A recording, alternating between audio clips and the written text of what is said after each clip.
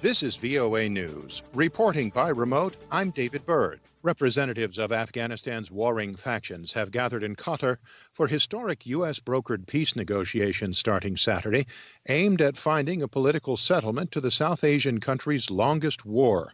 U.S. Secretary of State Mike Pompeo arrived Friday in Doha to attend, along with other foreign dignitaries. The dialogue will bring to the negotiating table Doha-based negotiators of the Taliban insurgency and the Afghan government-appointed delegation. Zalmay Khalilzad, the U.S. envoy to Afghanistan reconciliation, told reporters on the eve of the talks that after Saturday's ceremonies, Afghans would be negotiating with each other without a mediator or facilitator. Khalilzad negotiated and sealed an historic deal with the Taliban earlier this year to close the nearly 2 decades of Afghan war, America's longest, and set the stage for the intra-Afghan negotiations. The 9/11 anniversary has brought the two presidential candidates the closest they've been in months and showed off their dramatically different styles.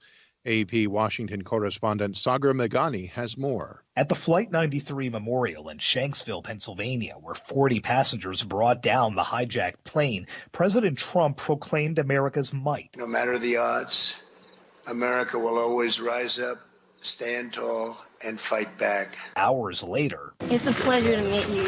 It's my honor to meet you. Democratic challenger Joe Biden greeted families of those killed on the plane. The two candidates did not meet, but Biden did share a moment earlier with his vice presidential successor, an elbow bump with Mike Pence at New York's Ground Zero, a rare moment of détente in a nasty campaign. Sagar Meghani, Washington. This is VOA News. Bahrain has become the latest Arab nation to agree to normalize ties with Israel as part of a broader diplomatic push by President Donald Trump and his administration to fully integrate the Jewish state into the Middle East. Trump announced the agreement on Friday following a three-way phone call with Israeli Prime Minister Benjamin Netanyahu and Bahrain's King Hamad bin Isa Al Khalifa.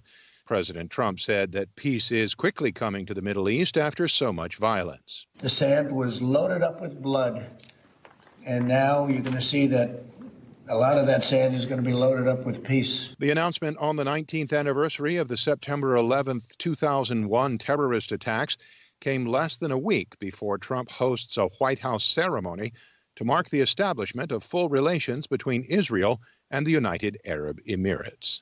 China and India said Friday they had agreed to de-escalate renewed tensions on their contested Himalayan border and to take steps to restore peace and tranquility following a high-level meeting in Moscow.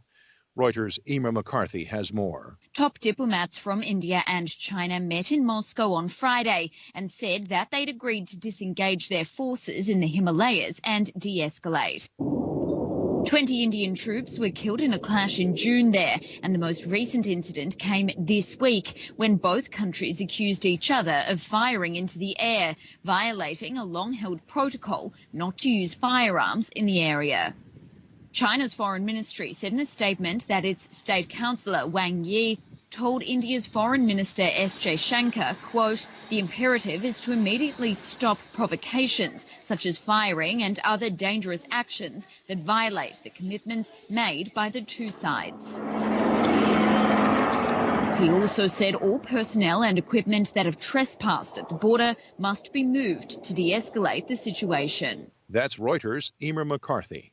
Some European countries are dealing with a resurgence of COVID-19.